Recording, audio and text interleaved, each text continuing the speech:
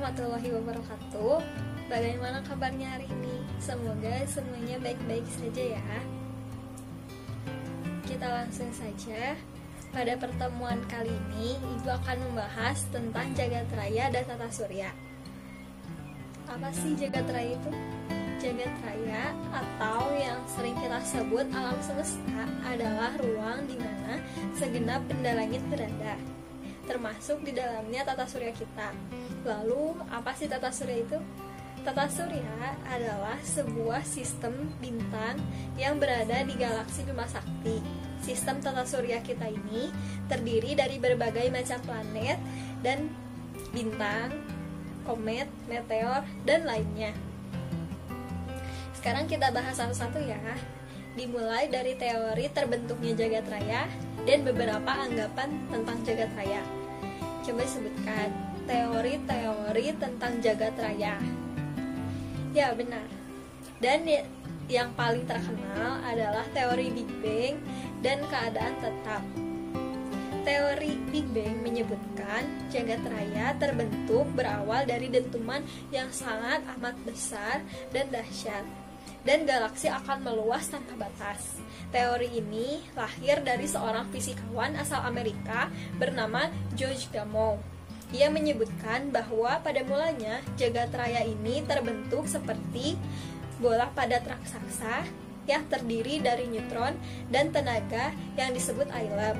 Sekitar 18 miliar tahun yang lalu, bola ini meledak dengan dahsyatnya. Setelah itu, bola ini mengambang sehingga kepadatannya berkurang dan suhunya menjadi turun. Pada suhu tertentu, neutron ini berubah menjadi proton dan elektron. Seiring turunnya suhu, terbentuklah semua unsur yang ada di jagat raya ini. Lalu semua unsur itu berubah menjadi gas. Gumpalan gas inilah asal mulanya galaksi. Lalu yang kedua, ada teori keadaan tetap. Teori ini menyebutkan bahwa alam semesta itu tidak berawal dan berakhir. Pokoknya semuanya sama setiap saat. Teori ini dicetuskan oleh seorang ahli astronomi, yaitu Fred Hoyle. Setelah kita mengetahui tentang teori pembentukan jagat raya, sekarang kita akan membahas tentang anggapan jagat raya. Yang pertama ada anggapan egosentris. Anggapan ini bermula saat manusia masih awal atau primitif. Mereka menganggap bahwa manusialah yang menjadi pusat alam semesta. Lalu yang kedua ada anggapan geosentris. Anggapan ini menempatkan bumi sebagai pusat dari alam semesta. Anggapan ini dicetuskan oleh Claudius Ptolemus pada abad 6 sebelum Masehi. Lalu ada anggapan heliosentris. Anggapan ini menyebutkan bahwa matahari yang menjadi pusat alam semesta. Dan yang terakhir ada anggapan galaktosentris yang menyebutkan galaksi yang menjadi pusat tata surya. Anggapan ini terus berubah sepanjang waktu karena majunya teknologi dan banyaknya penemuan baru. Sampai di sini apakah ada yang masih kurang paham? Mudah-mudahan tidak ya. Sekarang kita akan membahas tentang tata surya. Dimulai dari teori terjadinya tata surya. Teori yang pertama adalah teori nebula. Teori ini mengatakan bahwa tata surya berasal dari gas raksasa. Lama-kelamaan, suhu pada gas ini menurun, mengecil, lalu bentuknya membentuk seperti bola. Lama-kelamaan, rotasi ini semakin tinggi, yang mengakibatkan bagian tengah massa ini menggembung, sedangkan bagian sisinya memipih dan terlempar keluar. Bagian yang terlempar keluar inilah yang merupakan calon terbentuknya planet, dan bagian tengah tadi merupakan calon terbentuknya matahari. Teori selanjutnya adalah teori planetesimal. Teori ini menyebutkan bahwa suatu ketika ada sebuah bintang yang melintasi ruang angkasa dan berada dekat sekali dengan matahari. Lalu, daya tarik bintang ini sangat besar sehingga tertarik ke arah matahari dan mulai mengorbit. Karena daya tarik matahari ini, maka massa gas itu tertahan dan bergerak mengelilingi matahari. Lalu ada teori pasang. Teori ini menyebutkan bahwa planet yang sekarang itu terbentuk oleh gas asli matahari yang tertarik oleh sebuah bintang yang melintasi matahari, hampir sama dengan planetesimal, tetapi berbeda dari proses awalnya. Selain teori di atas, sebenarnya masih banyak lagi teori lain. Kalian bisa coba cari sendiri dengan membaca buku paketnya ya. Dan yang terakhir, Ibu akan membahas tentang anggota tata surya. Yang pertama, ada matahari. Matahari adalah pusat dari tata surya. Ukuran dari setengah matahari adalah 100 kali lebih besar dari bumi. Untuk jaraknya kurang lebih sekitar 150 juta kilometer dari bumi. Matahari termasuk bintang karena bisa menghasilkan cahayanya sendiri. Lalu yang kedua ada planet.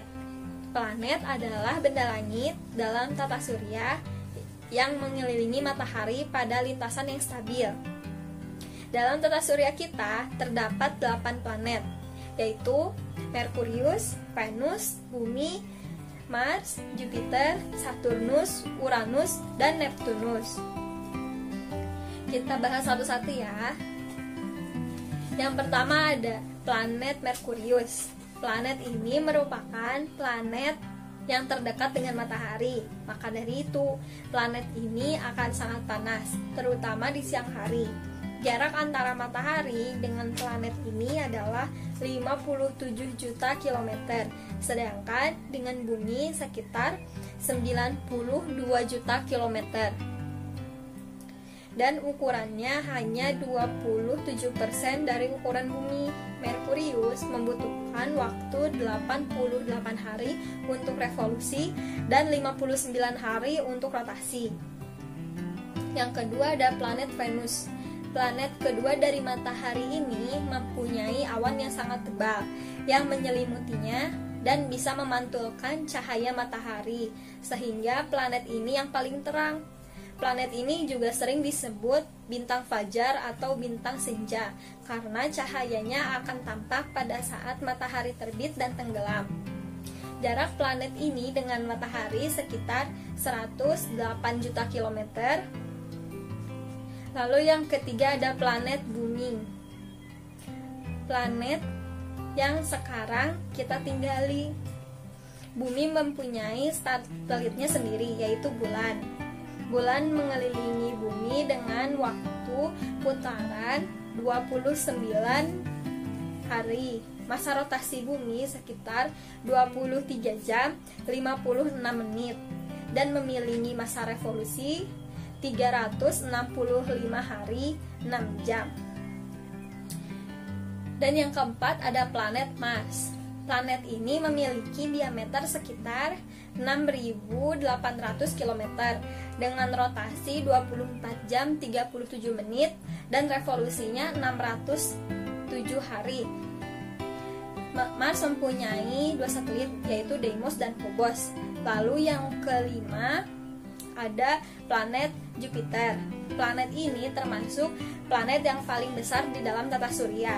Besarnya sekitar 1.310 kali ukuran bumi, tetapi berat Jupiter hanya 2,5 kali bumi. Permukaannya berupa gas helium dan hidrogen cair yang terbungkus awan bergerak. Rotasinya hanya 10 jam, sedangkan revolusinya sangat lama, yaitu 12 tahun. Dan yang keenam ada Saturnus. Planet ini dikelilingi oleh cincin yang terbentuk dari jutaan potong es. Jarak dari matahari sekitar 1,4 miliar kilometer. Masa revolusinya sekitar 30 tahun dan rotasinya sekitar 10,5 jam. Yang ketujuh ada Uranus. Planet ini ditemukan oleh William Herschel tahun 1782 di Inggris. Terdiri dari gas utama yaitu berupa hidrogen, metana, dan helium serta mengandung es, sehingga planet ini sangat dingin dan beku. Planet ini juga mempunyai cincin yang sangat tipis. Uniknya, planet ini rotasinya berlawanan arah dengan bumi. Masa revolusinya yaitu 84 tahun dan rotasinya sekitar 11 jam. Dan yang terakhir ada Neptunus. Kondisi di planet ini tidak jauh dengan Uranus. 1 tahun di Neptunus sama dengan 160 tahun di bumi. Sedangkan 1 hari di planet ini sama dengan 16 jam di bumi. Setelah planet yang disebutkan tadi, ada juga planet dwarf atau planet kecil. Dahulu, Pluto termasuk ke dalam deretan planet di tata surya, tetapi Pluto dikecualikan dan dikategorikan sebagai planet kerdil. Selain planet tadi, ada juga asteroid yang merupakan planet berbatu yang kecil, berdiameter sekitar 1.700 km di dalam tata surya. Ini terdapat jutaan asteroid yang mengelilingi matahari, sedangkan asteroid yang melintasi bumi disebut Apollo. Lalu ada juga meteor. Meteor merupakan bagian dari asteroid. Banyak meteor yang jatuh ke bumi, tetapi sebagian besar meteor tersebut akan terbakar habis di atmosfer sebelum mencapai permukaan bumi. Tetapi kadang ada juga yang sampai ke daratan bumi dan disebut sebagai meteorit. Meteorit yang jatuh ke bumi akan membuat kawah di permukaannya karena dentumannya yang sangat besar. Dan yang terakhir ada komet atau bintang berekor karena panjangnya bisa mencapai 100 juta kilometer. Salah satu komet yang terkenal adalah komet Halley, ditemukan oleh Edmund Halley. Periode munculnya terjadi setiap 76 sampai 79 tahun sekali. Sekian materi yang Ibu sampaikan hari ini. Apakah ada pertanyaan? Jika tidak, saya tutup saja. Terima kasih. Wassalamualaikum warahmatullahi wabarakatuh.